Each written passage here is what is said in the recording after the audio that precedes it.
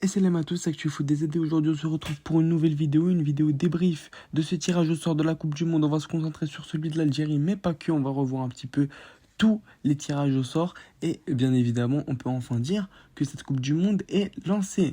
Donc, on va commencer directement avec le tirage au sort de l'équipe nationale d'Algérie. Et honnêtement, c'est un tirage au sort qui me plaît, un tirage au sort que je voulais voir. Parce qu'on retrouve d'abord une grosse affiche, l'Argentine, les champions du monde. Une rencontre qu'on va attendre forcément parce que c'est la rencontre phare, c'est celui du premier pot qu'on va affronter directement pour le premier match. D'ailleurs, j'ai vu les horaires du match. On fera donc des nuits blanches pour suivre cette Coupe du Monde. Mais que voulez-vous, après un retour de l'Algérie 12 ans après au Mondial, ça ne peut que nous faire plaisir. Les retrouvailles avec l'Autriche pour cette rencontre de 1982, ce fameux match de la honte face à l'Allemagne de l'époque. On verra bien ce que ça va donner. Et pour finir, les 3 points que nous devons prendre absolument dans ce groupe. La Jordanie, une équipe de la Jordanie qui est assez bonne en coupe arabe, parce qu'il faut rappeler que c'est leur équipe A. Ils ont quasiment que des joueurs locaux de leur pays. Donc oui, on verra bien ce que ça va donner. Là, on va regarder la coupe arabe pour voir leur niveau de jeu. Et là, ils sont sur 6 points sur 6 en tout cas, au moment où je tourne cette vidéo. Donc oui, pour moi, l'Algérie, elle doit sortir de ce groupe, surtout avec cette règle importante dont les meilleurs troisièmes vont pouvoir être qualifiés à la suite de cette Coupe du Monde, donc au 16e de finale. Et on va retrouver donc que l'Algérie, ici, pour moi, peut finir littéralement deuxième, si ce n'est premier, si on est optimiste. Parce que oui, il y a un gros vivier de talent et on sait que cette équipe d'Algérie, sur le papier en tout cas, si on aligne les meilleurs joueurs possibles, eh ben, elle peut réaliser de grandes choses. De toute façon, l'Algérie, c'est binaire, c'est soit tout, soit rien. Moi, j'ai envie d'espérer que ça soit tout, parce que face à la Jordanie, on peut récupérer nos 3 points. De toute façon, c'est obligatoire qu'on les récupère. Face à l'Autriche, c'est un match honnêtement qui me fait un peu plus peur, forcément parce que le niveau de jeu est assez équilibré. Même on peut le voir au classement FIFA où l'Algérie est assez proche de l'Autriche.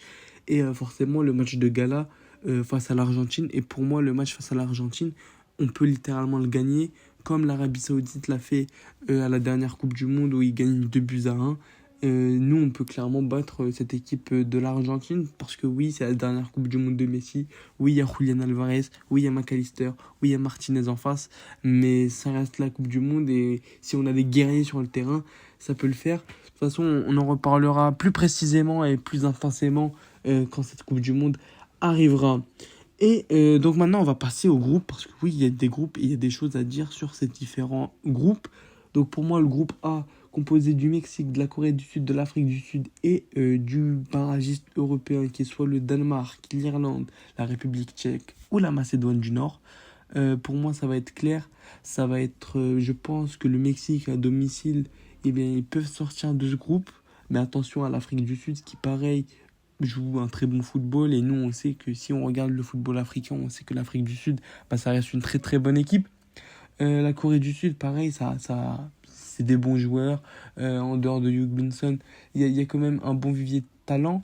Mais on verra ce que ça pourrait donner. Pour moi, ça serait Mexique en 1, Afrique du Sud en 2.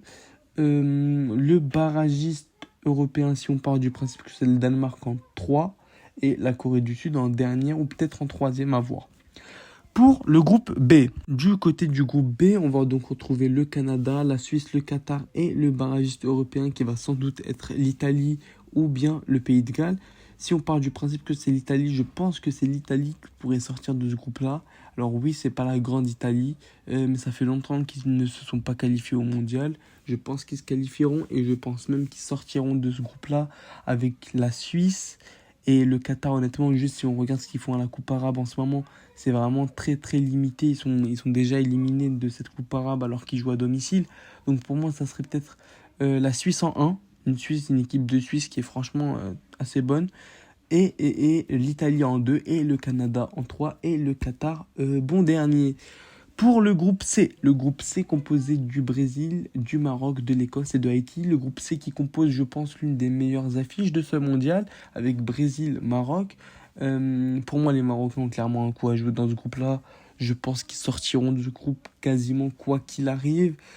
Haïti, honnêtement, même s'ils sont revanchards et qu'ils ont envie de montrer après une Coupe du Monde, après plus de 50 ans, Je pense que Haïti ne devrait pas passer les poules. Ou peut-être que s'il passe, ça sera en meilleur troisième. Une équipe d'Écosse qui s'est battue, qui a arraché la qualification mondiale. Et donc ça va jouer, ça va être serré. Pareil, moi je pense qu'il y aura beaucoup de surprises dans cette Coupe du Monde. Et pour moi, ça serait le Maroc en 1, le Brésil en 2, l'Écosse en 3 et Haïti en dernier. Pour le groupe D, alors pour moi le groupe D, l'un des groupes les plus où j'ai envie de somnoler en voyant ce groupe-là, où il n'y a pas grand-chose. États-Unis, Australie, Paraguay, Turquie, Kosovo, Roumanie ou Slovaquie. Si on part du principe que c'est la Turquie ou bien la Slovaquie, bah franchement je pense que en numéro 1, je verrai quand même le Paraguay. Numéro 2, les États-Unis. Numéro 3, l'Australie. Et en numéro 4, le barragiste. Franchement, pas un groupe intéressant. Pour le groupe E, un groupe qui est là tout à fait plus alléchant. Honnêtement, on retrouve l'Allemagne, l'Équateur, la Côte d'Ivoire et Curaçao. Pour moi, honnêtement, ça va être assez dur de sortir de ce groupe-là pour ce petit poussé. Curaçao, qui est pour sa première qualification, tombe dans littéralement un groupe de la mort, composé de l'Allemagne, 4 Coupes du Monde, et qui revient bien avec une jeunesse très très intéressante. Même si ça fait 2 Coupes du Monde qui ne passent pas les poules, je pense que cette fois-ci ça devrait le faire, surtout avec cette règle des meilleurs troisièmes. L'Équateur, qui est une très très bonne équipe sud-américaine, qui joue bien, avec, on peut citer Acho par exemple, et la Côte d'Ivoire qui on connaît tout à fait, les joueurs de la Côte d'Ivoire, qui est tout à fait les champions en titre pour le moment. Attention, la CAN arrive très bientôt. Mais oui, je pense que ça serait plus... moi, je verrais l'Allemagne en 1, la Côte d'Ivoire en 2, l'Équateur en 3 et Curaçao en 4. Pour le groupe F, le groupe de la Tunisie, on a Pays-Bas, Japon, Tunisie et le barragiste européen, c'est soit la Suède, l'Ukraine, l'Albanie ou la Pologne. Eh bien pour moi, ça c'est le groupe le plus homogène où le niveau, on ne peut pas prédire qui peut finir premier comme qui pourrait finir dernier. On a des équipes intéressantes comme le Pays-Bas qui est l'une des équipes les plus faibles du chapeau 1, le Japon l'une des équipes assez bonne du chapeau 2 et la Tunisie qu'on connaît ses qualités, qui revient bien, et d'ailleurs on le verra à la CAN. Pour moi la Tunisie fera un gros parcours et franchement ça serait dur de pronostiquer ici, mais si je devais donner un pronostic, je dirais peut-être Pays-Bas en 1, Tunisie en 2, Japon en 3 et le barragiste en 4. Pour le groupe G, alors là, pareil, un groupe pas super intéressant avec la Belgique, l'Iran, l'Égypte et la Nouvelle-Zélande. Pour moi, on va donc retrouver quand même la Belgique en premier, oui, quand même, la Belgique en premier. L'Égypte en 2, j'ai envie de croire que l'Égypte peut enfin réaliser une victoire en Coupe du Monde. L'Iran en 3 et la Nouvelle-Zélande en dernier, ça serait mon pronostic pour ce groupe. On passe au groupe H, l'un des groupes les plus relevés qu'on peut voir, avec l'Espagne, l'Uruguay, l'Arabie Saoudite, le Cap-Vert.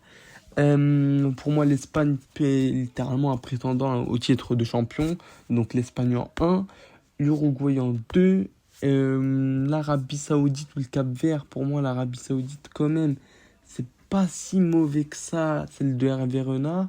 Donc ouais, quand même Arabie Saoudite en 3 et Cap-Vert en dernier. Groupe I, alors là, groupe I, c'est le groupe de la mort pour moi, honnêtement, groupe de la mort avec la France, le Sénégal, la Norvège et un barragiste FIFA international. Donc pour moi, quand même, si on connaît la France, qui est littéralement l'une des nations les plus régulières au mondial, avec 2 finales, dont une gagnée sur les 2 dernières Coupes du Monde, bah, la France devrait logiquement finir premier. Attention à la Norvège et le Sénégal qui peuvent accrocher des points. Et forcément, j'ai envie de mettre le Sénégal en 2, la Norvège en 3 et les barragistes en dernier. Pour le groupe J, le groupe de l'Algérie, alors pour moi, je pense que l'Algérie est première. Hein. Je vois l'Algérie première, j'ai envie d'espérer, parce que je ne suis objectif ou pas, je ne sais pas, mais j'ai envie d'espérer que l'Algérie soit première de ce groupe. Derrière, on mettra donc l'Argentine, l'Autriche et la Jordanie pour finir. Mais j'ai envie de croire que l'Algérie peut finir première de ce groupe. Pour le groupe K, composé du Portugal, de la Colombie, de l'Ouzbékistan et sans doute du Congo, parce que c'est un barragiste FIFA international. Donc moi j'y mettrais donc peut-être le Portugal en 1, le Congo en 2. J'ai envie de croire que le Congo en 2 ou bien la Colombie. Non, plutôt Colombie en 2, Congo en troisième et Ouzbékistan en dernier, ce serait mon pronostic. Et pour finir, le groupe L, le groupe pareil qu'on ne parle pas beaucoup mais pourtant que je trouve très relevé avec l'Angleterre, la Croatie, le Panama et le Ghana. Pour moi, honnêtement, on a littéralement l'Angleterre qui est un favori pour le titre.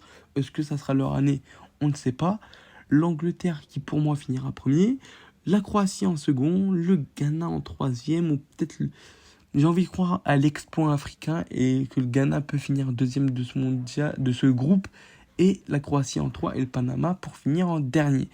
Voilà, vous avez donc mes pronostics. On a très hâte de cette Coupe du Monde avant vers la Coupe d'Afrique.